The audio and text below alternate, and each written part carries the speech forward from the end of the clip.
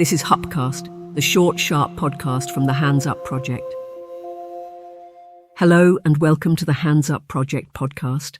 The Hands Up project is an educational charity connecting young people and their English teachers in Palestine with a network of volunteers from around the world.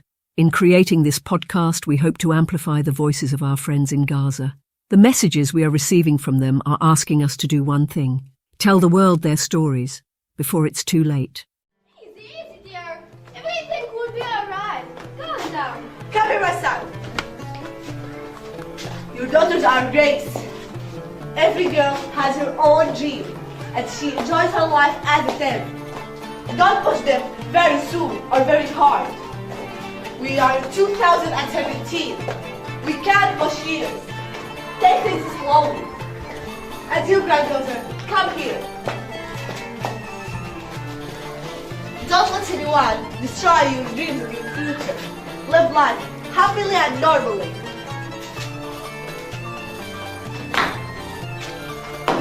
This is our life. We want to enjoy it. Please, don't embrace us. We love your parents. Come here.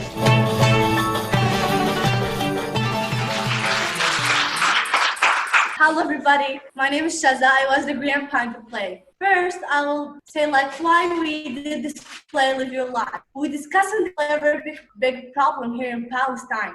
They think that the Palestinian girl is weak, but no, the Palestinian girl is so strong. She can be a teacher, she can be a doctor, she can be a scientist, she can be the person that will change this world in 1 minute. Actually, Palestinian girls can do things more than washing and cleaning and listen to all the traditional things. The second thing that they think that only men have the choice to have the family, have the choice to have an effect. But no, we have to have the choice. We have to have an effect. We are like the men. We are equal with men. Another thing, I become more proud of my parents, and all parents in this world. All the parents want their children to be the best, but maybe the way to think is wrong. And the grandpa, it's so difficult to be the grandpa actually. You have to give advices on something like that. That was it.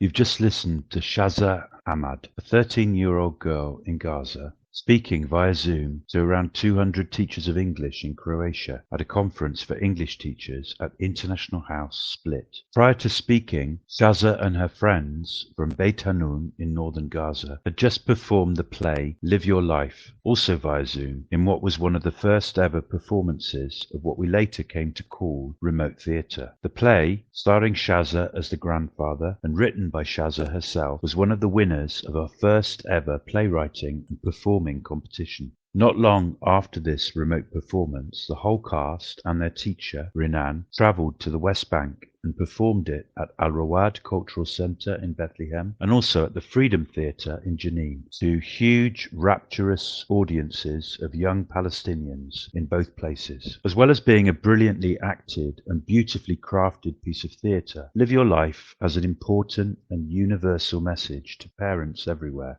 That is, to listen to your children and support them in realizing their dreams. Maybe for this reason, it's been performed and re-performed more than any other Hands Up project play. Our YouTube channel has versions of this play performed by university students in Exeter, teachers of English in Vietnam, and adult learners of English in Peru, to name but a few. It was also re-performed during the height of lockdown by young people in Gaza, Argentina, Spain, and Romania, working simultaneously in what became the first ever intercultural remote theatre performance. Shaza is 18 now and was about to embark on her own journey of further education to realize her own dreams of becoming a doctor when the current catastrophic situation was thrown at her. Here is the audio message she sent me this morning.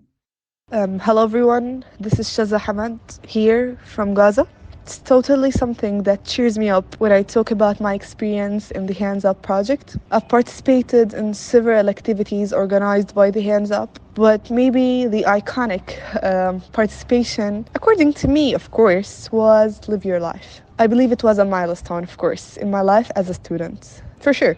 I wrote the story of the play, I imagined every character, every detail. I was totally obsessed with the message because I feel it was real enough to influence all the participants, especially me. I remember performing at several times in front of teachers, in front of parents, students.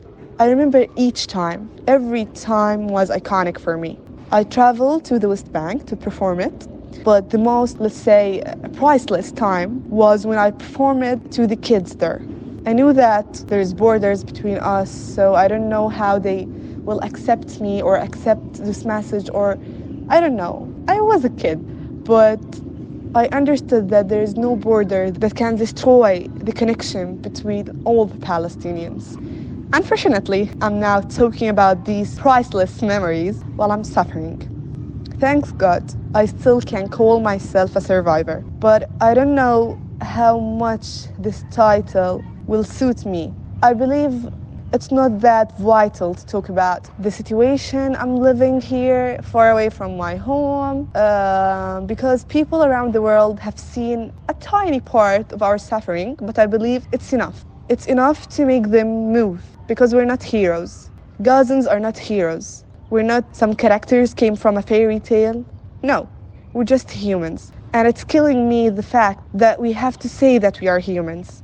I don't know if I will see the day that all this madness will stop, but what I'm totally certain of that all the Gazans, as me of course, had dreams. I had hope to change the world, but unfortunately the world wasn't fair enough to give me even a chance to change it. As an example of my dreams, I wanted to be a doctor. I dreamed of being a doctor. But of course, due to the war, the university has gone, my dream has gone. The funny part of this tragedy is that I wanted to be a doctor so I can help all the Gazans who are suffering from injuries as a result of the previous wars. And now I can't be a doctor due to a war. I don't know if this can we call it a black comedy, but it's part of my life as a Gazan girl.